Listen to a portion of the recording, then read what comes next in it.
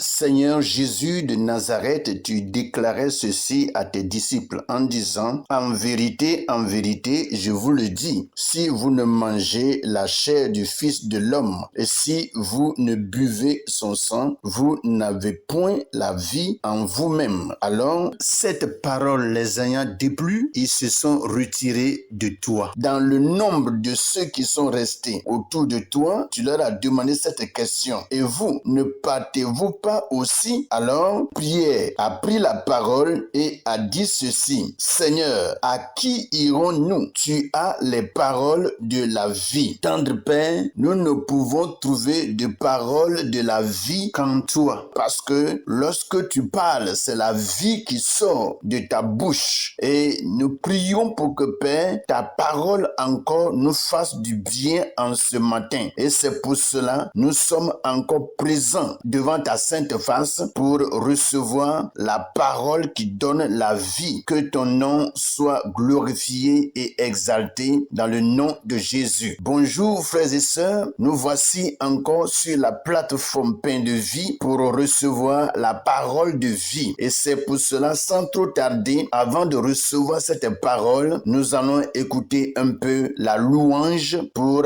rafraîchir notre esprit et semer la joie dans notre cœur. Soyez bénis et c'est parti.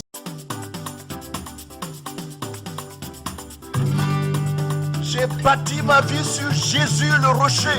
Je n'aurai plus jamais peur.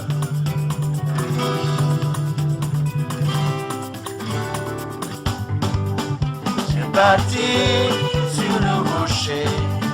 Quand viendra la tempête, ma maison résistera.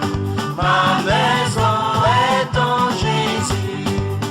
J'ai bâti sur le rocher. Quand viendra la tempête, ma maison résistera. Ma maison est en Jésus. Oh, j'ai bâti sur le rocher. Quand viendra la tempête, ma maison résistera. Ma maison est en Jésus. La pluie et le vent souffleront. Satan se déchaînera. Mais ma maison est en Jésus. Je n'aurai jamais peur. La pluie et le vent souffleront. Satan se déchaînera. Mais ma maison est en Jésus. Je n'aurai jamais peur. La pluie et le vent souffleront. Satan se déchaînera. Mais ma maison est en Jésus. Je n'aurai jamais peur. Je n'aurai jamais peur. Je n'aurai jamais peur. Je n'aurai jamais peur. Je n'aurai jamais peur. Tendre Père, je veux te bénir, te glorifier et t'exalter pour toute ta main qui a été avec nous pour nous protéger, nous préserver contre toute activité de l'ennemi. Nous voici notre Dieu Seigneur victorieux parce que toi tu as été pour nous une victoire et tu nous donnes d'être triomphants parce que tu es triomphateur. Nous te célébrons et t'acclamons parce que tu en es digne. Tu es digne, Seigneur, de nos louanges, tu es digne de nos acclamations et tu es digne d'être exalté et glorifié en toutes choses dans le nom puissant de Jésus. Bien-aimés frères et sœurs, je rends gloire à Dieu qui a protégé chacun d'entre nous depuis toute la nuit jusqu'en ce matin. C'est lui qui a gardé ses saints anges autour de nous en vue de nous garder et nous protéger et nous préserver contre toute attaque de l'ennemi. Et ce matin, nous pouvons respirer sa gloire, sa grandeur, sa puissance et son autorité au nom puissant de Jésus-Christ. Après que nous soyons réchauffés par la louange de ce matin, nous allons sans trop tarder prendre nos Bibles pour la méditation de ce matin. Notre passage du jour se trouve dans le livre d'Ésaïe chapitre 22 à partir du verset 15 au verset 18. C'est le passage que le Seigneur s'est choisi ce matin pour nous éclairer et nous donner le tonus spirituel dans le nom de Jésus. Sans trop tarder, nous allons passer à notre lecture de ce matin. Ainsi parle le Seigneur, l'Éternel des armées. Va vers ce courtisan, vers Shebna, gouverneur du palais. Qu'y a-t-il à toi ici et qui as-tu ici que tu creuses ici un sépulcre? Il se creuse un sépulcre sur la hauteur et se taille une demeure dans le roc. Voici l'Éternel te lancera d'un jet vigoureux, il t'enveloppera comme une pelote. Il te fera rouler comme une balle sur une terre spacieuse. Là, tu mourras. Là seront tes chars magnifiques. Ô toi, l'opprobre de la maison de ton maître. Voici notre message de ce matin. Ainsi lu, nous allons passer rapidement à notre méditation. Le thème de notre méditation s'intitule « L'orgueil renversé par Dieu ». Dans ce passage de ce matin, Dieu adresse une parole sévère contre Shebna, un homme placé en position d'autorité. Il cherchait sa propre gloire, il voulait établir sa grandeur personnelle. Mais Dieu révèle que toute élévation bâtie sur l'orgueil finit par tomber. Ce texte nous enseigne une vérité forte. Dieu résiste à l'orgueil, mais il abaisse ceux qui se glorifient eux-mêmes. Voici ce à quoi notre texte nous introduit ce matin. Notre thème de ce matin sera traité sur 4 points suivants. Point 1. L'orgueil pousse l'homme à chercher sa propre gloire. Point 2. Dieu remet en question les ambitions humaines. Point 3. Dieu peut renverser ceux qui se croient inébranlables. Et le point 4. L'humiliation suit souvent la recherche de gloire personnelle. Après avoir développé ces 4 points, nous passerons à une conclusion qui nous conduira à une prière finale qui nous amènera à terminer ainsi la méditation de ce jour. Nous remontons rapidement au point 1 pour commencer notre méditation de ce matin. L'orgueil pousse l'homme à chercher sa propre gloire. Lorsque nous lisons Ésaïe chapitre 22, le verset 16, nous pouvons lire cette écriture. Il se taille un sépulcre sur la hauteur. Shebna voulait laisser une trace de sa grandeur. L'orgueil cherche souvent l'honneur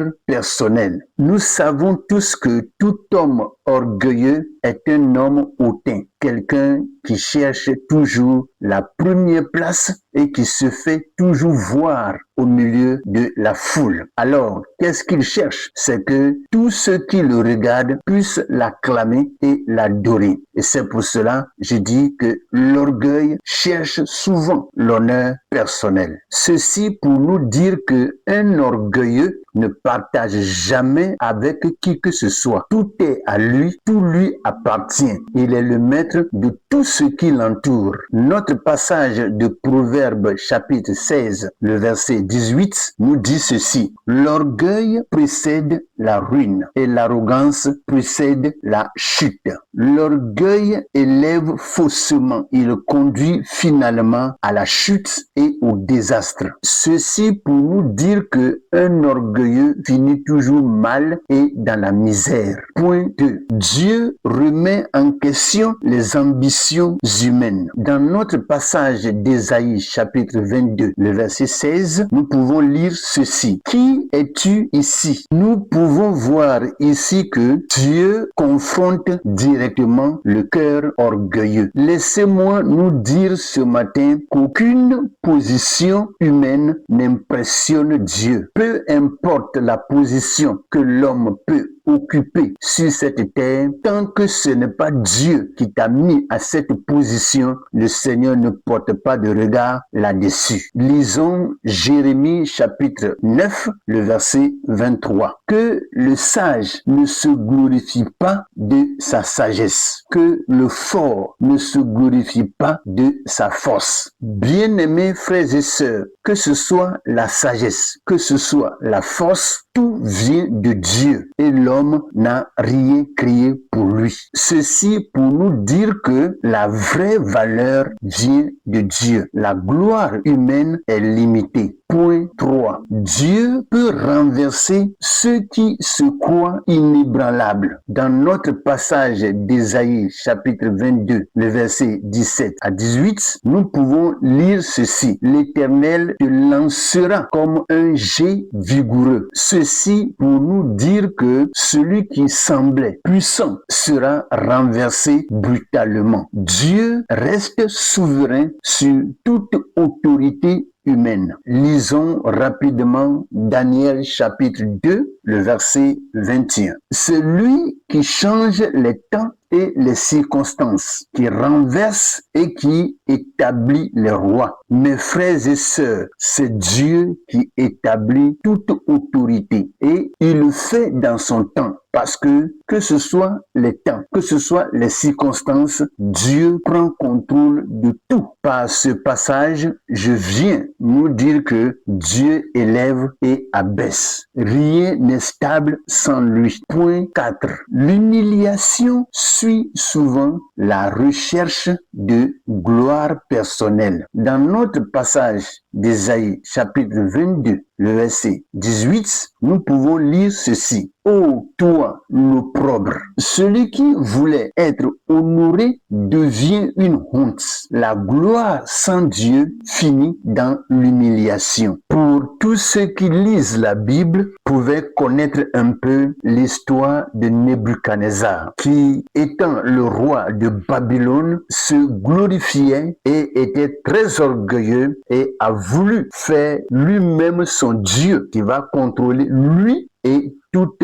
la ville de Babylone. Mais qu'est-ce qui s'est passé? Dieu l'a humilié et pour finir, il est devenu misérable, rendu comme un bœuf, il a brouté de l'herbe pendant des années. Bien-aimés frères et sœurs, Dieu honore l'humilité. L'élévation véritable vient de lui. Pour finir, je dirais que le passage d'Ésaïe chapitre 22, le verset 15 à 18, nous enseigne que l'orgueil pousse à chercher sa propre grandeur. Dieu confronte les ambitions orgueilleuses. Il peut renverser les puissants. L'orgueil finit dans l'humiliation. Ce passage nous appelle à marcher dans l'humilité, dépendre de Dieu plutôt que de notre position. Rechercher sa gloire plutôt que la nôtre. Je crois que chacun d'entre nous a compris ce matin ce que le Seigneur veut nous enseigner par ce passage. Sans trop tarder, nous allons passer à notre prière. Seigneur Dieu Tout-Puissant, garde-nous de l'orgueil et de la recherche de notre propre gloire. Apprends-nous à marcher humblement devant toi, avec